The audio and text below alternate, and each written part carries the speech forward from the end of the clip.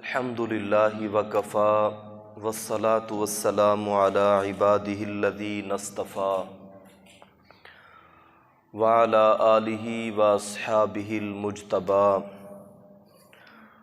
اما بعد فاعوذ باللہ من الشیطان الرجیم بسم اللہ الرحمن الرحیم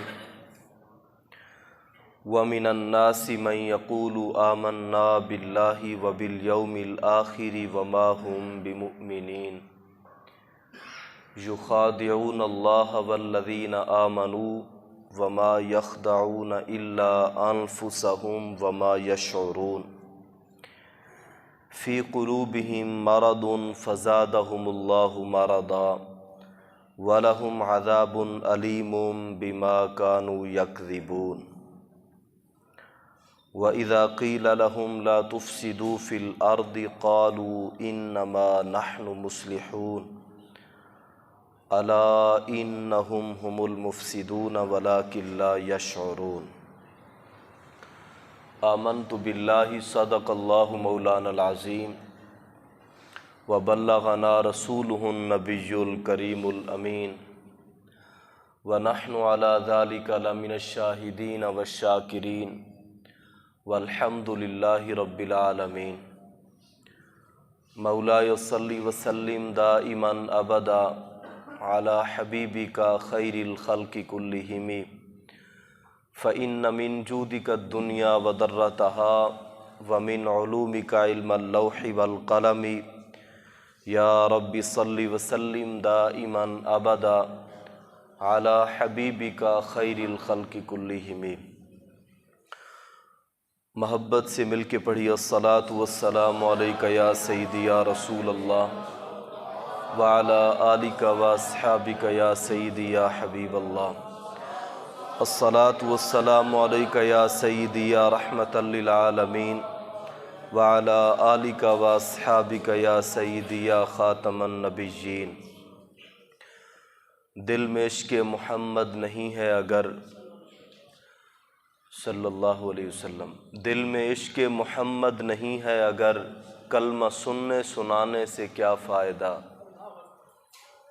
قلب میں شوق طیبہ نہیں ہے اگر مکے میں آنے جانے سے کیا فائدہ اور خوب سجدے کی خشک سجدے کیے خوب ماتھا گسا اور پیشانی پہ داغ سجدہ بنا قلب داغ محبت سے خالی رہا یوں ہی ماتھا گسانے سے کیا فائدہ آقا کریم صلی اللہ علیہ وسلم کی محبت کے بغیر بندہ جتنی مرضی نمازیں پڑھے جو مرضی کر لے اللہ تعالیٰ کی بارگاہ میں تب بھی مقبول ہیں جب سینے میں محبت رسول ہو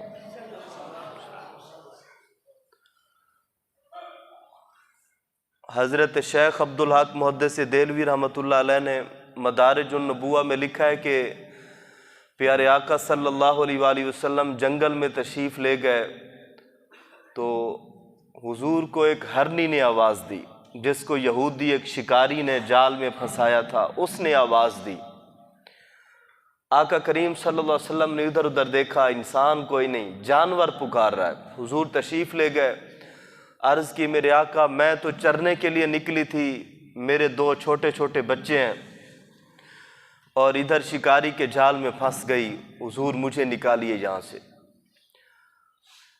آقا کریم صلی اللہ علیہ وسلم نے اس کو رہا کر دیا ادھر شکاری دیکھتا ہوا دوڑ کے آیا اس نے کہا جی آپ نے کیا کیا جانور کو رہا کر دیا آپ نے میں نے شکار پھنسایا تھا آقا کریم علیہ السلام نے فرمایا یہ ابھی واپس آ جائے گی اس کے بچے ہیں یہ ان کو دودھ پلا کے ابھی واپس آ جائے گی وہ بڑا گرم ہونے لگا اس نے کہا جی جانور ہے جانور کو جب چھوڑ دیا جائے تو شکار پھر واپس کیسے آتا ہے آپ نے فرمایا میں جو کہہ رہا ہوں اور جب تک یہ واپس نہیں آئے گی تو میں اپنی جگہ پہ کھڑا رہوں گا تو تھوڑی دیر بعد دیکھا کہ وہ ہرنی اپنے دو بچوں سمیت محبوب علیہ السلام کی بارگاہ میں آ رہی ہے حضور نے فرمایا دیکھو ایک گئی تھی تین بن کے آ رہے ہیں تو اس نے جب یہ انداز دیکھا کہ جانور بھی جن کی بات سنتے ہیں اس نے کلمہ پڑھا اور مسلمان ہو گیا۔ اگلی بات بڑی عظیم ہے، ہرنی نے قیامت تک آنے والی امت کو پیغام دیا۔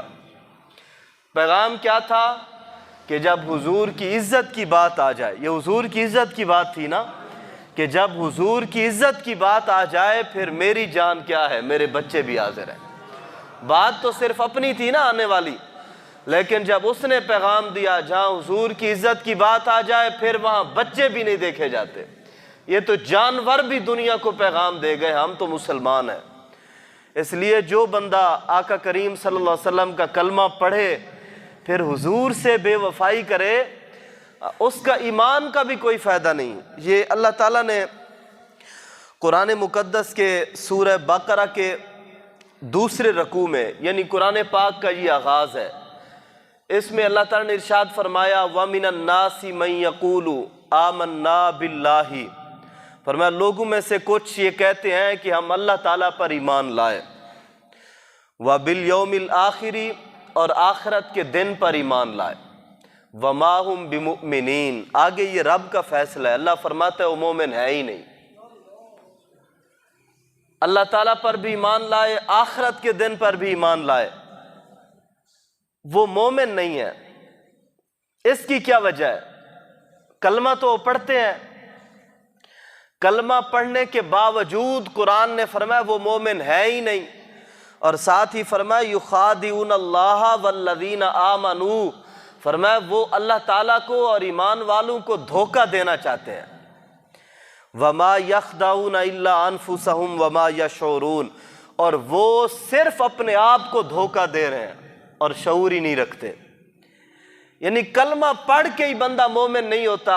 وجہ کیا ہے؟ وجہ یہ ہے کہ وہ رسول اللہ صلی اللہ علیہ وسلم سے محبت نہیں کرتا۔ حضور کا پاک در چھوڑ کر جو ڈائریکٹ جانا چاہے اللہ کی بارگاہ میں دھتکار دیا جاتا ہے۔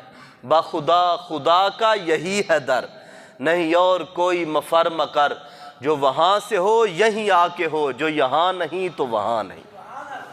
جو حضور سے بے وفائی کرے قیامت والے دن بھی اس کی بات نہیں بننی، نہ دنیا میں نہ آخرت میں، وہ روندا گیا ہمیشہ کے لیے۔ اس لیے کوئی کلمہ پڑھ کے حضور کے دین سے جو بے وفائی کر جائے وہ مسلمان کیسے ہو سکتا ہے؟ وہ منافقوں کی لسٹ میں جائے گا۔ اور آج کے دور میں کتنے لوگ ہیں کلمہ حضور کا پڑھتے ہیں اور نعرے دشمنان رسول کے لگاتے ہیں، نعرے ان کے لگاتے ہیں جنہوں نے رسول اللہ صلی اللہ علیہ وسلم کے دین پر ڈاکہ ڈالا، جنہوں نے ختم نبوت پر ڈاکہ ڈالا، جنہوں نے نصاب سے قرآن و حدیث کو نکالا، ان کے نعرے لگاتے ہیں، کلمہ حضور کا پڑھتے ہیں۔ کیسا دور آ گیا ہے؟ اس لیے بات بالکل پکی ہے، پیارے آقا صلی اللہ علیہ وسلم کے در سے منہ موڑ کر جو جائے گا نا وہ پھر کسی در کا نہیں رہے گا۔ وہ پھر ٹھوکریں کھاتے پھرو گے، ان کے در پہ پڑے رہو۔ اعلیٰ حضرت نے فرمایا تھا، فرمایا ٹھوکریں کھاتے پھرو گے، ان کے در پر پڑے رہو، قافلہ تو اے رضا اول گیا آخر گیا۔ ایمان اسی چیز کا نام ہے، وہ ہے پیارے آقا صلی اللہ علیہ وسلم کی پاک ذات سے محبت۔ اور وہ محبت کا انداز کیسا ہونا چاہیے؟ جنگ بدر میں ابو جہل قتل ہوا، عتبہ، شیبہ، امیہ بن خلف، یہ سارے مارے گئے، بڑے بڑے سردار۔ ان میں جو عتبہ تھا نا، یہ کافروں کا ایک سردار تھا، اس کا سگا بیٹا حضرت ابو حذیفہ رضی اللہ تعالیٰ عنہ، یہ مسلمان تھے، سگا بیٹا مسلمان تھا۔ وہ حضور کی صف میں پیارے آقا صلی اللہ علیہ وسلم کی غلامی میں لڑے۔ جب جنگ ہو گئی نا ختم، یہ بڑے بڑے کافر مارے گئے، تو آقا کریم صلی اللہ علیہ وسلم نے فرمایا یہ جو بڑے بڑے سردار ہیں نا، ان کے پاؤں میں رسیاں باندھو اور ان کو گھسیٹ کر فلاں گڑھے میں ڈال دو۔ پھر محبوب علیہ السلام اس کنویں پر تشریف لائے، ان سے آ کے کلام فرمایا جو میرے رب نے وعدہ فرمایا تھا وہ تو سچا ہو گیا، اب تم بتاؤ جن کی تم پوجا کرتے تھے، جن کے پیچھے تم چلتے تھے، ان کے وعدے سچے ہوئے کہ نہیں؟ تو جب وہ رسیوں سے باندھ کے نا گھسیٹا جا رہا تھا، عتبہ کو پکڑ کے گھسیٹ کے نا پھینکا جا رہا تھا، صحابہ گھسیٹ کے لا رہے تھے، ان کا بیٹا حضرت ابو حذیفہ ایسے توجہ سے ایسے ٹکی ٹکی باندھ کر اس کو دیکھ رہے تھے، اپنے باپ کی لاش کو ایسے دیکھ رہے۔ جب دیکھ رہے تھے نا، ادھر سے پیارے آقا علیہ الصلوۃ والسلام نے ان کو دیکھ لیا۔ حضور نے فرمایا یہاں روک دو، فرمایا عتبہ کی لاش کو یہاں پہ پھینک دو۔ لاش روک دی گئی۔ آقا کریم علیہ السلام نے ان کے بیٹے حضرت ابو حذیفہ کو بلایا، فرمایا ادھر آؤ۔ حاضر ہوئے، فرمایا کیوں دیکھ رہے ہو؟ کیا تمہیں دکھ ہے باپ کے مرنے کا؟ یہ اسلام ہے، آپ ذرا توجہ کریں۔ صرف دیکھا ہے، بات کوئی نہیں کی، بات کوئی نہیں کی، صرف دیکھا ہے۔ فرمایا کیا تمہیں دکھ ہے؟ باپ کے مر جانے کا دکھ ہے؟ مسکرا دی، عرض کی میرے آقا دکھ ہوتا تو میں اس کے مقابلے میں کیوں آتا؟ میں تو اس کو مارنے والوں میں شامل تھا۔ اگرچہ میرا باپ ہے، جب آپ کے مقابلے میں آیا ہے تو میں تو خود اس کو مارنے والوں میں شامل تھا۔ اگر میں دکھ لیتا تو پھر تلوار اٹھا کے اس کے مقابلے میں آتا کیوں؟ مجھے دکھ کوئی نہیں ہے، ذرہ برابر بھی کوئی دکھ نہیں ہے۔ حضور نے فرمایا پھر دیکھ کیوں رہے تھے؟ عرض کی میرے آقا میرا باپ جو تھا نا، بڑا ذہین اور فطین تھا، بڑا سمجھدار تھا۔ میں ہمیشہ یہ سوچتا تھا کہ میرے باپ کی ذہانت ایک نہ ایک دن اس کو گھسیٹ کر میرے محبوب کے قدموں پر لے آئے گی۔ یہ جتنا ذہین ہے نا، ایک نہ ایک دن یہ جان جائے گا اللہ تعالیٰ کے محبوب علیہ السلام کی بارگاہ میں آنے کے علاوہ دنیا میں کوئی چارہ نہیں، آخرت میں بھی کوئی چارہ۔ یہ سمجھ جائے گا کہ آپ اللہ کے سچے رسول ہیں اور اسلام ہی سچا مذہب ہے، یہ سمجھ جائے گا۔ میں سوچتا تھا یہی، اور مجھے قوی امید تھی، لیکن آج جب میں اس کی لاش کو گھسیٹتا ہوا دیکھ رہا ہوں تو میں سوچ رہا ہوں واہ جی واہ، تو بڑا ذہین تھا اور تیرا ذہن تجھے حضور کی چوکھٹ پہ نہ لا سکا، تیرا ذہن کس کام کا؟ یہ حضرت ابو حذیفہ نے یہ پیغام دیا۔ اب بتائیں بھئی، جس بندے کو کلمہ پڑھنے کے بعد، نماز پڑھنے کے بعد جس بندے کی ذہنیت، جس بندے کی ذہانت آقا کریم علیہ السلام سے وفا نہ کروا سکی، وہ پھر بھی حضور کی غداروں کے نعرے لگاتا رہا، بتاؤ یار اس کی ذہانت کس کام کی؟ اس نے کچھ پایا کہ نہیں؟ وہ آج بھی حضور کے غداروں کے نعرے مار رہا ہے، آج بھی ان کے پیچھے کھڑا ہوا ہے۔ اسلام کی اپنی پاور ہے، یہ پوری دنیا بار بار سن لے، بڑے بڑے دشمن آئے، لیکن اسلام کی اپنی پاور ہے۔ میرے نبی علیہ السلام کا دین ایک دن ضرور غالب آئے گا۔ یہ وقتی طور پر یہ ہماری آزمائش ہے کہ ہم کیا کرتے ہیں، لیکن ایک بات آپ بھی یاد رکھیں، استاد صاحب فرمایا کرتے تھے پترو ان ستیاں دین نہیں جے آنا۔ ہاں، اگر ایسے ہی دین آ جاتا نا تو پھر میدان بدر میں صحابہ کو نہ جانا پڑتا۔ میں نہ پہلے یہ سمجھتا ہوتا تھا بچپن میں کسی کو دیکھتا نا کوئی نعت شریف سن کے رو رہا ہے، میں بڑا مچل اٹھتا کہ یار بڑا عاشق رسول ہے، یہ نعت سن کے یہ رو رہا ہے یا کوئی نعت پڑھ کے رو رہا ہے، میں بڑا مچل اٹھتا تھا۔ لیکن اب سمجھ آئی اگر یہی صرف عشق رسول ہوتا نا، پھر صحابہ تلواریں لے کے میدان میں کیوں گئے؟ کوئی تو بات تھی نا۔ حضرت کعب بن مالک رضی اللہ تعالیٰ عنہ 73 جنگوں میں شریک ہوئے۔ کتنی؟ 73 جنگوں میں خود شریک ہوئے۔ اور شرکت کا انداز کیسا تھا؟ جنگ احد کے موقع پر جب کایا اچانک پلٹ گئی نا جنگ کی، تو کافروں نے پیارے آقا صلی اللہ علیہ وسلم کا لباس مبارک پہچان لیا۔ حضور نے جو اوپر زرہ پہنی تھی نا، انہوں نے پہچان لی کہ یہ حضور ہیں، تو وہ پورا 3000 کا لشکر نبی پاک علیہ الصلوۃ والسلام کی طرف بڑھا، معاذ اللہ حضور کو نقصان پہنچانے کی نیت سے۔ حضرت یہ کعب بن مالک حضور کی بارگاہ میں عرض کی میرے آقا کافروں نے آپ کو پہچان لیا ہے، لہٰذا آپ اپنا لباس مجھے دیں اور میرا لباس آپ پہنیں۔ یعنی اپنی زرہ اتار کے حضور کو پیش کی، حضور کی زرہ پہن کر ایک طرف بھاگ نکلے، تو پھر کافر سارے کے سارے آپ کے پیچھے بھاگے، 3000 کا لشکر آپ کی طرف بھاگا۔ آپ تھوڑا دور جا کے پھر آپ نے پیچھے کی طرف رخ موڑا اور ان کو دیکھا، یعنی سب کا مقابلہ اکیلے کیا، دنیا کو پیغام دیا یہ آقا کریم علیہ السلام کی طرف جتنے بھی تیر، تلواریں یا نیزے آنے تھے وہ ہم اپنے سینے پہ کھائیں گے، حضور کی طرف نہیں جانے دیں گے۔ یہ آپ نے یہ پیغام دیا۔ آج کل کیا ہوتا ہے، ہم لوگ ہم سمجھتے ہیں جی میں سلامت رہ جاؤں بس، مجھے کسی کی کوئی پرواہ، اسلام جاتا ہے تو جائے۔ مساجد کے سپیکر اتر گئے، مساجد کی نہ انتظامیہ کو کچھ ہوا نہ امام و خطیب کو کچھ ہوا، مساجد کی صفیں اٹھا دی گئی، نہ انتظامیہ کو کچھ ہوا نہ ہمیں امام و خطیب کو کچھ ہوا، اس لیے کہ ہم نے تو حفاظت کی نہیں۔ اگر ہم رب کے گھر کی حفاظت کرتے ہمیں پریشانی ہوتی۔ استاد فرماتے تھے یہ بات یہاں تک نہیں رہے گی، بات تو آگے بڑھے گی۔ اب بات کتنی آگے بڑھ گئی، اللہ اکبر، کس حد تک اسلام کی دشمنیاں، اور نصاب سے قرآن و حدیث کو بھی نکال دیا گیا۔ نکالنے والے بھی کلمہ گو ہیں، نکالنے والے بھی کلمہ گو ہیں۔ یعنی ایک طرف پیارے آقا علیہ السلام کا فرمان تھا، نبی کریم صلی اللہ علیہ وسلم ہر نماز میں حضور فرماتے تھے صفیں سیدھی کرو، اور یہاں ہمارے ہاں 6 فٹوں کا فاصلہ رکھوایا گیا، شریعت کو یوں موڑا گیا۔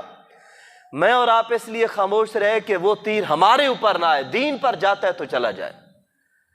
صحابہ کا یہ انداز نہیں تھا، اسلام کا ایک اپنا انداز ہے۔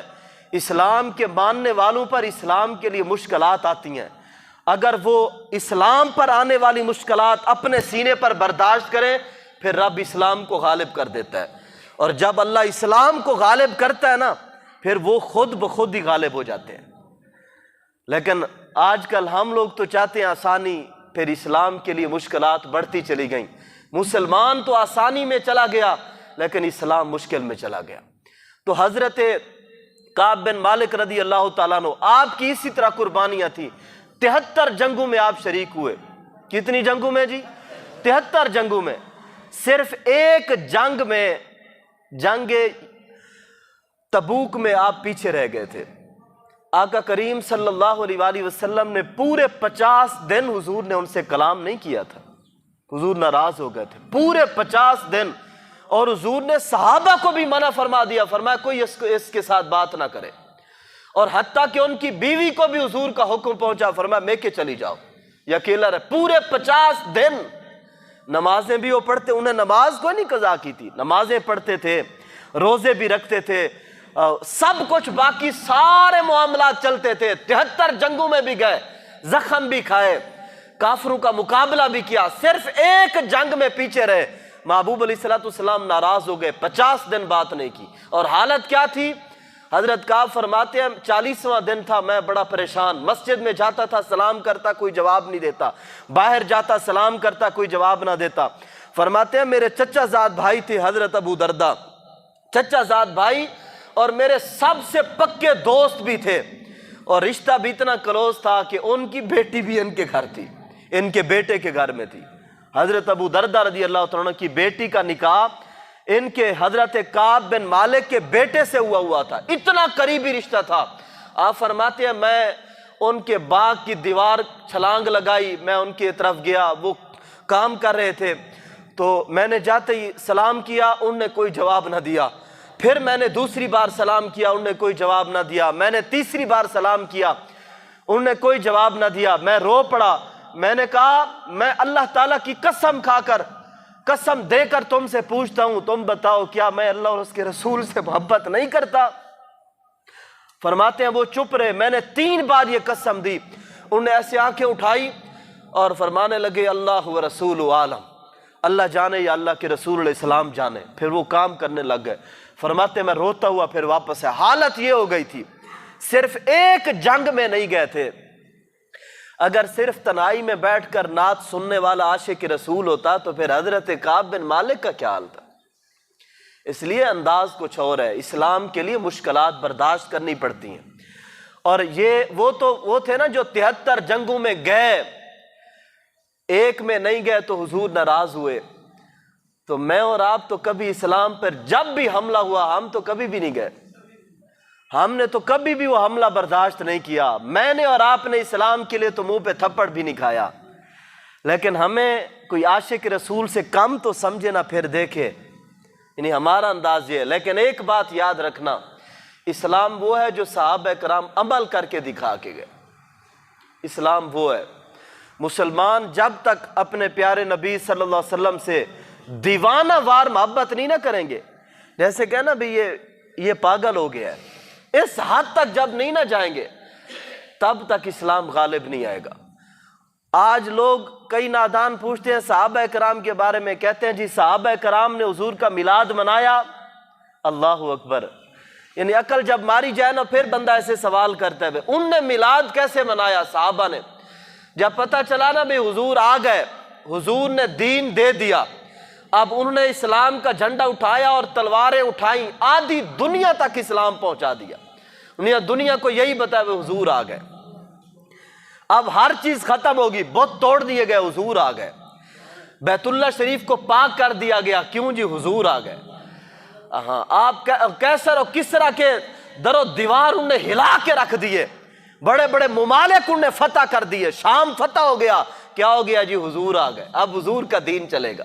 مصر فتح ہو گیا، کیا ہوا جی حضور آ گئے، اب حضور کا دین چلے گا۔ ایران فتح ہوا، حضور آ گئے۔ روم فتح ہو گیا، حضور آ گئے۔ یمن فتح ہو گیا، حضور آ گئے۔ عراق فتح ہو گیا، حضور آ گئے۔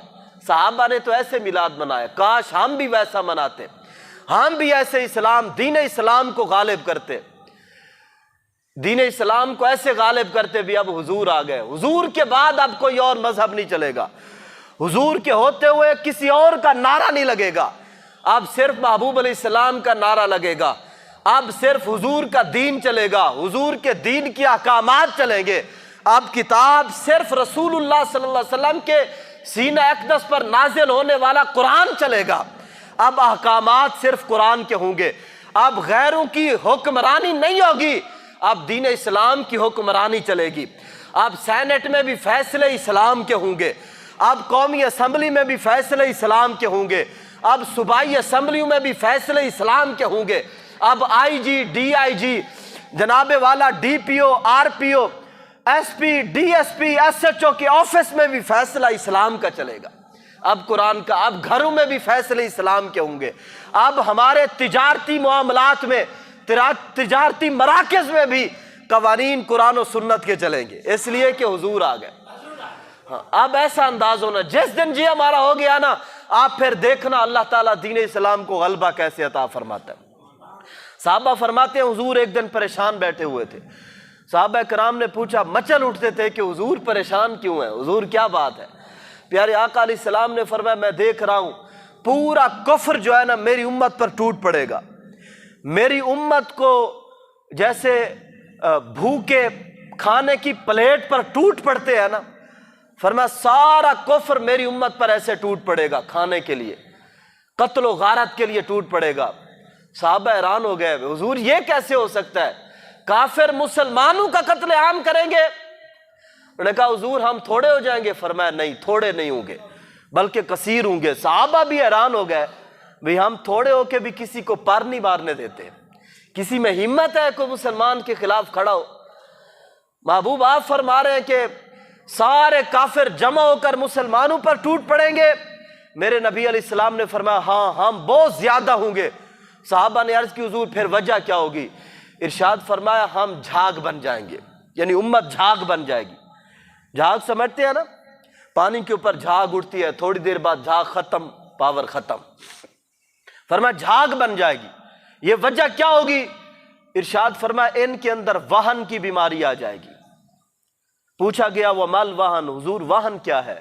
فرمایا حب الدنیا، دنیا کی محبت آ جائے گی، پیسہ پیسہ پیسہ ہے، پیسہ دو اور ہم قرآن و سنت نصاب سے بھی نکال دیتے ہیں، قرآن بھی نصاب سے نکال دیتے ہیں، پیسہ دو ہمیں، اللہ اکبر، پیسہ دو۔ اور اب تو بات یہاں تک بھی آ گئی ہے، آپ کو پتہ ہے منظوری وفاقی کابینہ نے دے دی ہے کہ پاکستان کے ہوائی اڈے کفر کے حوالے گروی رکھے جا رہے ہیں اور موٹر ویز بھی گروی رکھی جا رہی ہیں، ہمیں پیسہ چاہیے قرضے کے عوض میں، 1800 ارب روپے قرضے کے عوض میں نا ہمارے پاکستان کے ہوائی اڈے اور موٹر ویز گروی رکھے ہیں، منظوری دی جا چکی ہے اور یہ ان قریب ہو جانا ایسا، یعنی پاکستان اس لیے بنا تھا۔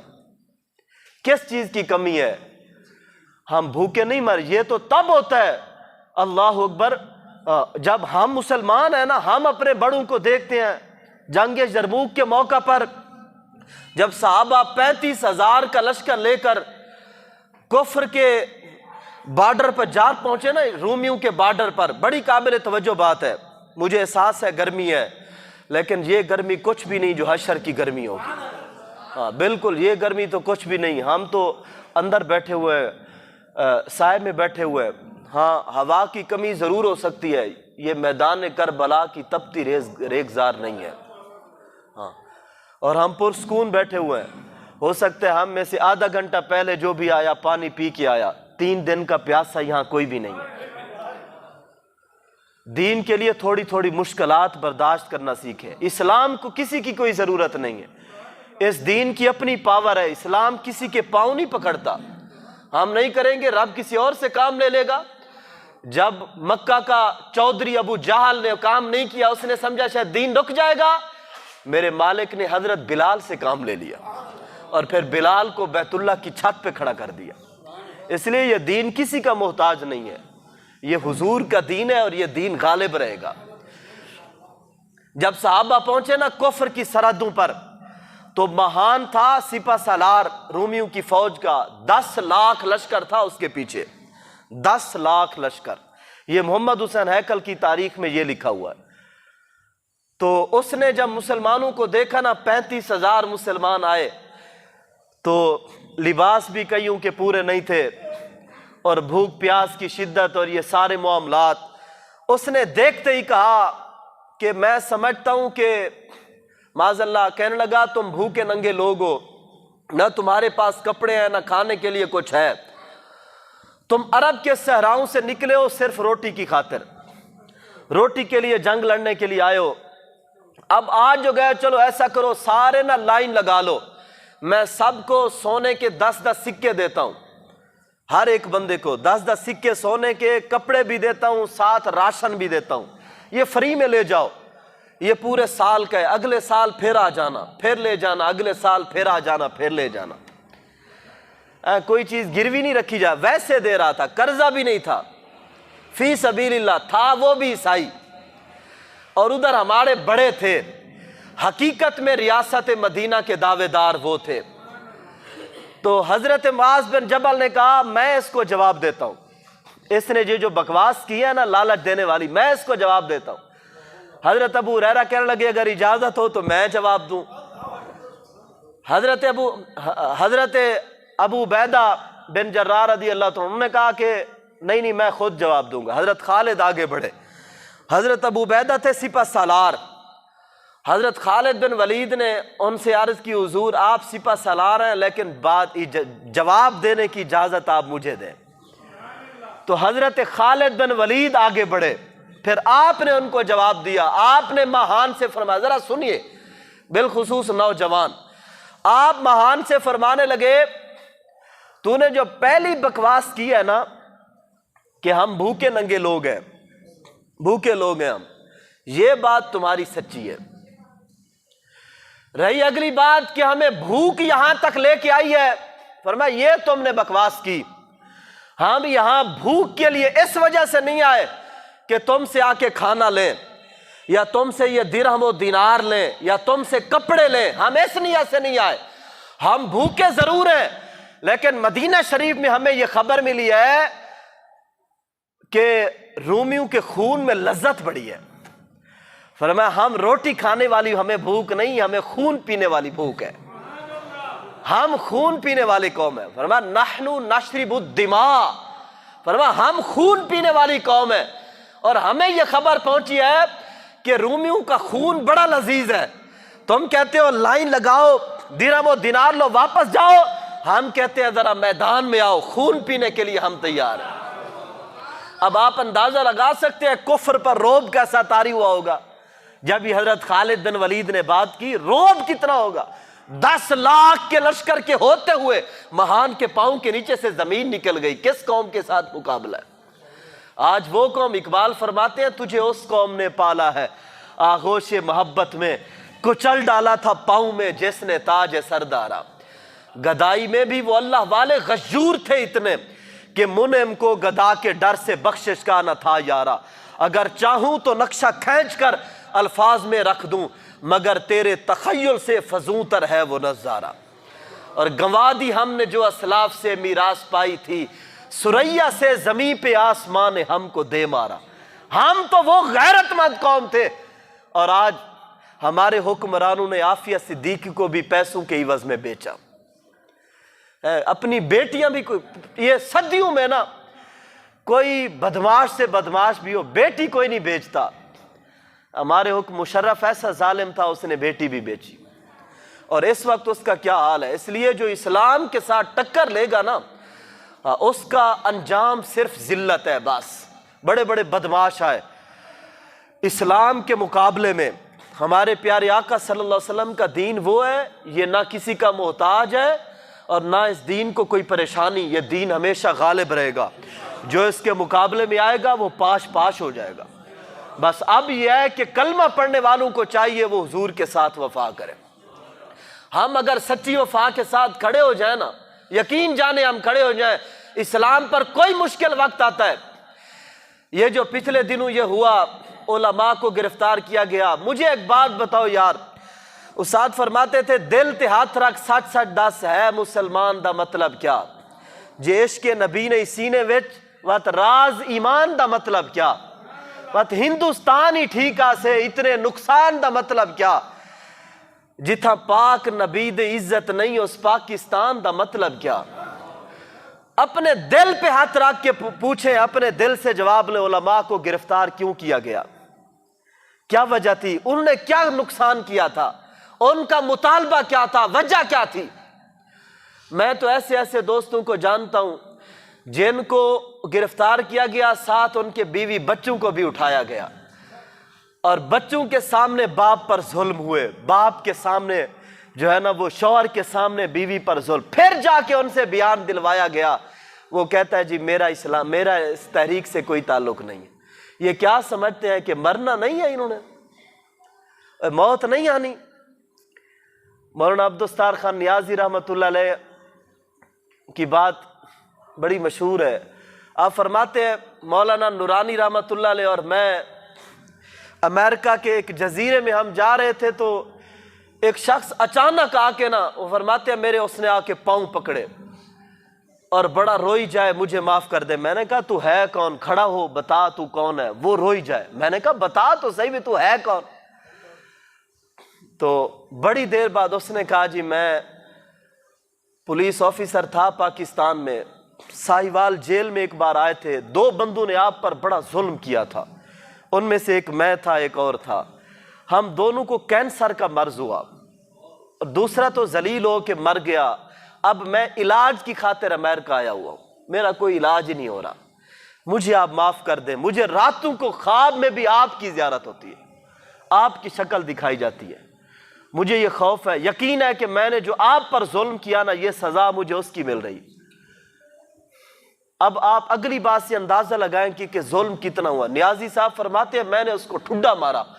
میں نے کہا وہ رب قادر مطلق ہے، اس کی شان ہے کہ وہ بندے کو معاف کر دے. رب معاف کر دے تو اس کی شان ہے، لیکن نیازی قیامت تک کسی پولیس والے کو معاف نہیں کرے گا جو ظلم کیے. لیکن یہاں پر میں ایک بات کرتا ہوں، کسی بھی عالم دین کی جب گرفتاری ہوئی، اگر محلے کا 100 بندہ بھی کھڑا ہو جاتا کہ پہلے ہمیں پکڑو پھر ہمارے امام کو پکڑنا، ایسا دن کبھی بھی نہیں آنا تھا. میں بالکل سچی بات کر رہا ہوں، ایسا دن کبھی بھی نہیں آنا. اگر صحابہ کرام، میں نے ابھی جنگ احد کی بات بتائی نا، جب سارے کافر ٹوٹ پڑے تھے، آقا کریم صلی اللہ علیہ وسلم کی طرف حضرت کعب بن مالک نے نبی پاک علیہ الصلوۃ والسلام کی وہ زرہ پہنی اور ایک طرف دوڑ پڑے. بلکہ حضرت ابو دجانہ کا واقعہ ہے، ایک کافر بھاگا، اس نے کہا اینا محمد صلی اللہ علیہ وسلم، کہتا ہے حضور کہاں ہے؟ اور ساتھ اس نے بکواس کی. اس نے کہا میں مکے سے نکلا تھا تو یہ نیت کر کے آیا تھا میں حضور پر حملہ کروں گا. اور اس نے آگے بڑی سخت ترین باتیں کی، میں وہ نہیں کرنا چاہتا. اس نے جب یہ بات کی نا تو حضرت ابو دجانہ رضی اللہ تعالیٰ عنہ، آپ نے ایسے سینہ کھولا، آپ اس کی طرف آگے بڑھے. فرمایا او ظالم دیا پترا، حضور کی بات کرتا ہے، پہلے آگے بڑھ، میری طرف آ. یہ حضور کا غلام ہے، میرے تک تو پہنچ، پھر میں دیکھوں تو آگے حضور تک کیسے جاتا ہے. آپ نے تلوار اٹھا کے اس کا سر قلم کر دیا. دنیا کو یہ پیغام دیا اسلام کی حفاظت ایسے ہوگی. اگر حضرت ابو دجانہ پیچھے ہٹ جاتے بھی یہ تو حضور کی طرف جا رہا ہے، بات میں کیا کروں یہاں پہ، لیکن نہیں، انہوں نے دنیا کو پیغام دیا. اور پیارے آقا صلی اللہ علیہ وسلم نے اپنے منبر و محراب کے ورثاء کو اپنا وارث قرار دیا. اور یہاں میں بات بالکل سچی کر رہا ہوں، بالکل کلیئر کٹ میں بات کرنے لگا ہوں.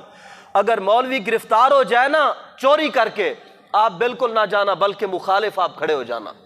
اگر مولوی گرفتار ہو بدماشی کر کے، آپ اس کے مخالف کھڑے ہونا. اگر مولوی گرفتار ہو بدکاری کر کے معاذ اللہ، آپ خود اس کو پکڑوانا، اس کے آپ خلاف کھڑے ہو جانا. اس لیے شعبہ بڑا عظیم ہے، لیکن آپ سمجھتے ہیں ہر شعبے میں کالی بھیڑیں آ جاتی ہیں. اگر کوئی بدماش ہے آپ اس کے مخالف کھڑے ہو جانا. اگر مولوی دنیا کا کوئی اور جرم کر کے جائے، وہ کرپشن میں پکڑا جائے، آپ اس کے مخالف کھڑے ہو جانا. لیکن اگر مولوی حضور کی عزت کے لیے جائے تو پھر اس کا دفاع کرنا.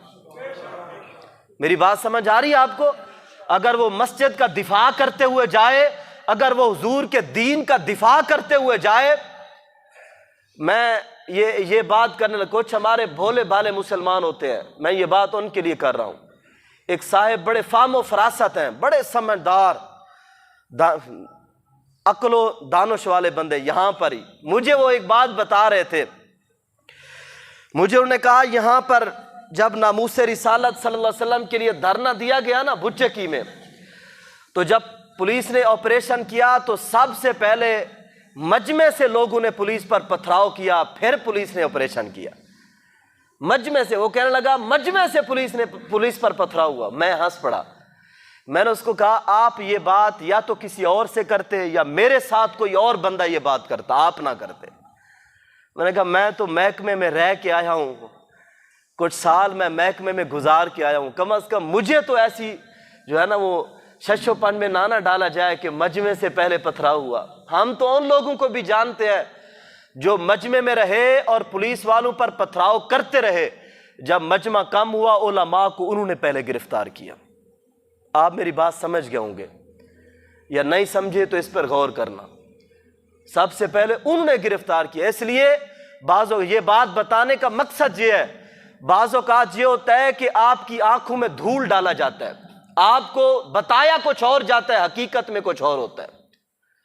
اس لیے جب بھی عالم دین اسلام کے دفاع کے لیے کھڑا ہو جائے، جب بھی عالم دین حضور کی عزت کے دفاع کے لیے کھڑا ہو جائے، پھر ہر مسلمان کا فرض ہے اور ہر نمازی کا فرض ہے اپنے امام و خطیب کا دفاع کرے. وہ اس کے ساتھ، یہ اس کا نہیں ہوگا، یہ اصل میں دین اسلام کا دفاع ہوگا. اگر ہم نے ایسا کیا جو اب ہوا ہے، پھر آپ وہ دن بھی دیکھیں گے، خدا نخواستہ میرے منہ میں خاک، پھر وہ دن بھی دیکھیں گے آپ کی مسجد میں نماز پہ مصلی امامت پہ کھڑا ہونے والا کوئی بھی نہیں ملے گا آپ کو. جس طرح مدارس و مساجد کے خلاف یلغار ہو رہی ہے نا، قسم بخدا وہ دن نہ دیکھنے پڑ جائیں کہ آپ کو مسئلہ بتانے والا بھی کوئی نہ ہو. ہاں، آپ کو مسئلہ بتانے والا یہ تھوڑی ہے ایک عالم یا مفتی کوئی ایسے تیار ہو جاتا ہے، لوگ ایسے ان کے بارے میں بکواسات شروع کر دیتے ہیں. کم از کم 14 سے 15 سال پڑھنا پڑتا ہے، پھر جا کے ایک عالم تیار ہوتا ہے، پھر جا کے ایک مفتی تیار ہوتا ہے، پھر وہ دین اسلام کا ایک محافظ تیار ہوتا ہے.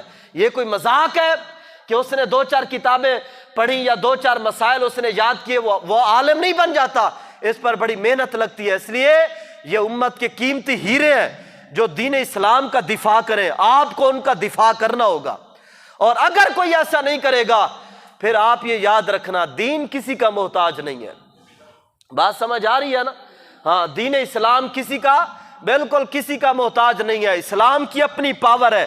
لیکن اگر نوجوان کھڑے ہو جائیں نا دین اسلام کے دفاع کے لیے، یہ نوجوان کو غیرت اپنی دکھائیں اور اتحاد اپنی صفوں میں پیدا کریں اور یہ اسلام کا جھنڈا اٹھا کے کھڑے ہو جائیں، تو علامہ اقبال نے کہا تھا اس قوم کو شمشیر کی حاجت نہیں رہتی ہو جس کے جوانوں میں خودی جرت فولاد، اور شاہین کبھی پرواز سے تھک کر نہیں گرتا، پر دم ہے اگر تو نہیں خطرہ افتاد.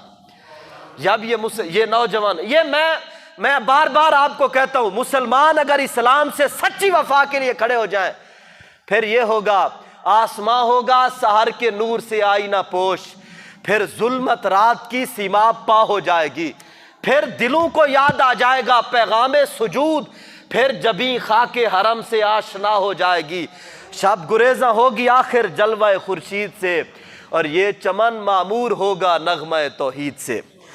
آخر میں حضور سے وفا کا نعرہ لگائیں، دونوں ہاتھوں کو بلند کر کے، تاجدار ختم نبوت، پورا زور لگا کے، تاجدار ختم نبوت، تاجدار ختم نبوت، تاجدار ختم نبوت۔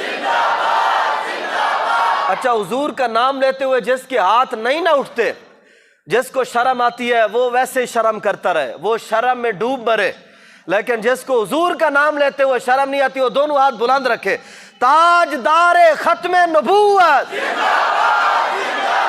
تاجدار ختم نبوت، تاجدار ختم نبوت۔ رہے گا یوں ہی ان کا چرچا رہے گا، پڑے خاک ہو جائیں جل جانے والے، وما علیہ الا البلاغ۔